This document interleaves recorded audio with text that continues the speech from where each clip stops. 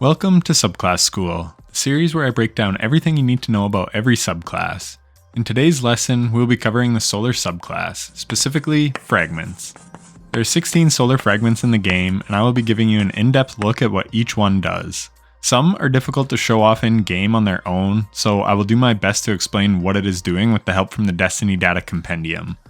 If you're unfamiliar, this is the single greatest resource for information on Destiny 2. I have a link in the description of this video and all my other videos if you want to check it out. Huge shout out to the amazing people who put that spreadsheet together. So I will just go in alphabetical order to explain to you what each fragment does. So first up we have Ember of Ashes. The in-game description for this is very simple. You apply more scorch stacks to targets. Now I recently did a video breaking down all the solar verbs, so check that out for way more info on how scorch works. But basically what Ember of Ashes does is it allows you to apply more scorch stacks whatever your application is. So the Destiny Data Compendium has a good description for us. They say that as a rule, scorch stacks applied are increased by 50%. So if something applies 30 scorch at base, it would then apply 45. This is how the Celestial Fire melee works. It shoots 3 homing bolts and each bolt applies 10 stacks of scorch, but that is increased to 15 with Ember of Ashes. So if you land the whole melee, it would be 30 scorch stacks without ashes and 45 scorch stacks with it. There are a few exceptions to this rule, but for the most part, that is how it works. Polaris Lance is great with this because at base it applies 40 scorch stacks with the perfect 5th shot, but with Ember of Ashes it applies 60. So even outside of this season, it is able to cause ignitions in just 2 perfect 5th shots, which is extremely powerful. So next we have Ember of Beams. Your solar super projectiles have stronger target acquisition, and it gives us plus 10 to our intellect stat. According to the compendium, this currently only works with Daybreak projectiles and Blade Barrage knives. So if you played before Solar 3.0, you may remember Bottom Tree Dawnblade had tracking on its projectiles, so it sort of works like that. It is hard to visually show off, but this is what it is supposed to do, is it just makes it easier to hit your shots with the super projectiles. And RIP to Hammer Titans who apparently don't get the tracking hammers. Next we have Ember of Benevolence. I'll be honest, I was sleeping on this fragment for a long time, but depending on your build, this could be absolutely fantastic. The in-game description is applying Restoration, Cure, or Radiant to allies grants increased grenade, melee, and class ability regeneration for a short duration. It also gives minus 10 to the Discipline stat. The Destiny Data Compendium shows us some notable exceptions that do not work with this, which is unfortunate.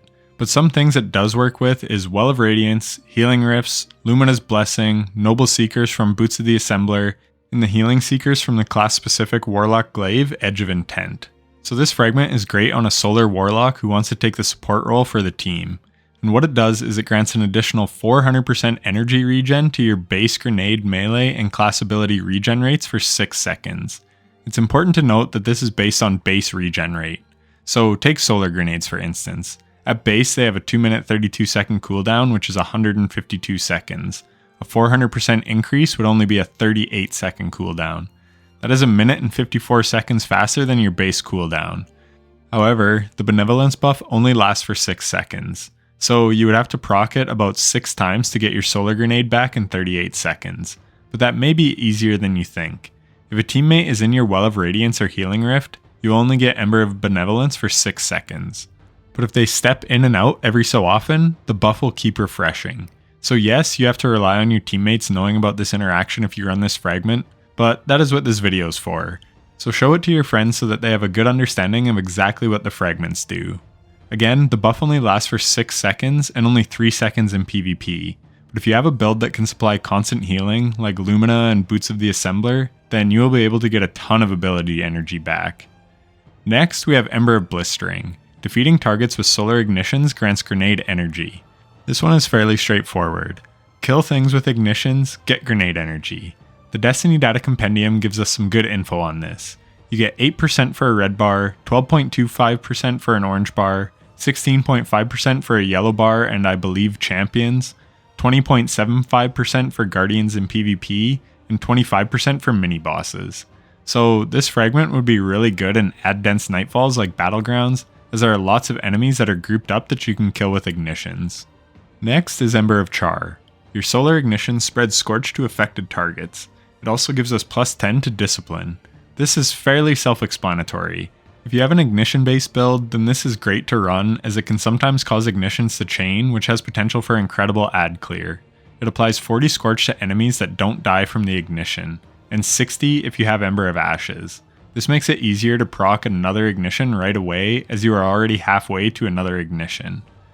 Ember of Combustion states final blows with a solar super cause targets to ignite and create a fire sprite, and it gives us plus 10 to strength.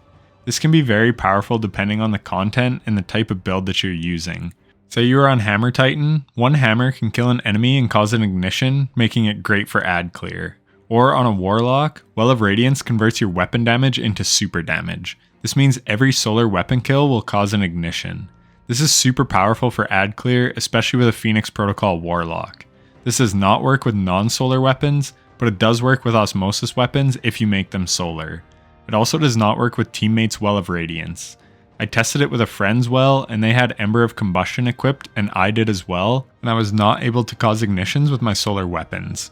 This was expected though because with a well it converts the caster's weapon damage into super damage. This synergy has existed for years, so I doubt it is changing anytime soon. But this is definitely a good interaction to know about. And again, this will allow any solar super to cause ignitions with kills. I just wanted to point out the additional interaction that it has with Well of Radiance.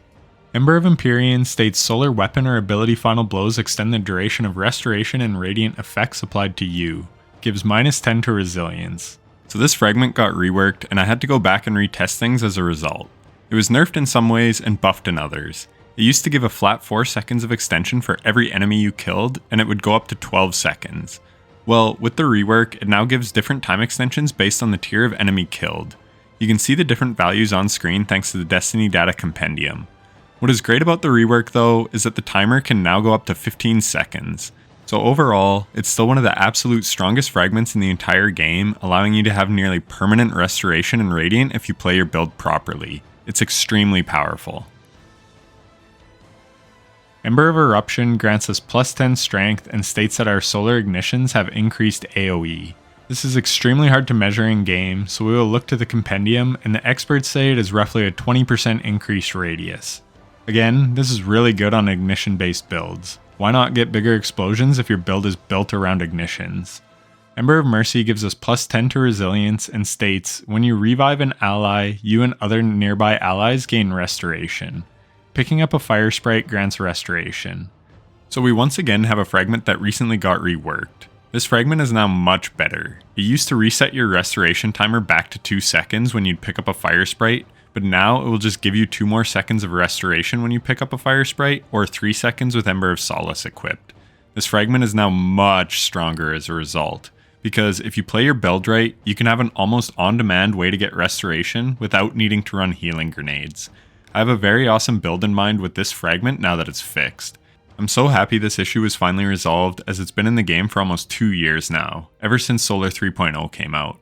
So I'm happily grabbing new footage and editing the script and video as a result. Ember of Resolve allows your solar grenade final blows to cure you. I love this with Sunbracer Warlock as it allows you to get cured quite often because your grenades get so many kills. So you'll just randomly get these 60 HP bumps to your health. It's really nice and it's definitely saved my life a time or two. So it can certainly be good depending on the content and build that you're running.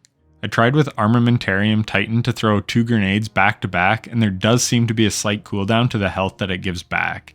And it only gives health back on 1 kill per grenade. So if you take out a bunch of enemies with 1 grenade, you're still only getting 1 60 HP chunk to your health, not like 10 chunks. Ember of Searing gives plus 10 to recovery and states defeating a scorched target grants melee energy and creates a fire sprite. This is exceptionally strong this season thanks to Flint Striker. This one grants energy based on the tier of the combatant killed. So tier 1 is 8%, tier 2 is 15%, 3 is 17.5%, guardians are 20%, and tier 4 combatants are 25%. You can see just how quickly I'm getting my throwing knife back in the background gameplay. Absolutely love this fragment on my consecration build on Titan.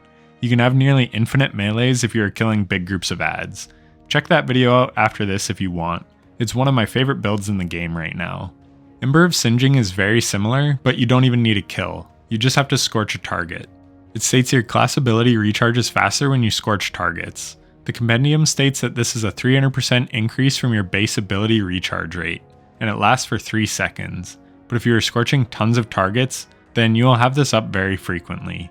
The Radiant Dodge has a pretty long base cooldown at 1 minute and 22 seconds, but with this fragment, I'm able to get it back in about 18 seconds.